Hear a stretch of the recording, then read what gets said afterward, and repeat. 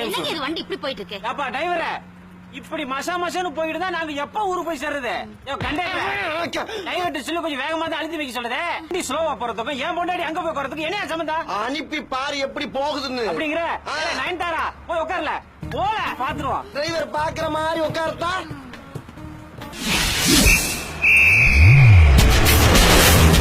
ஐயா கிளம்பிட்டல்ல.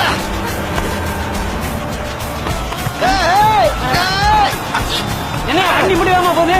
நீதான் வேமா போ. நயன்தாரா இங்க வந்துருயா, இங்க வந்து உட்காரு.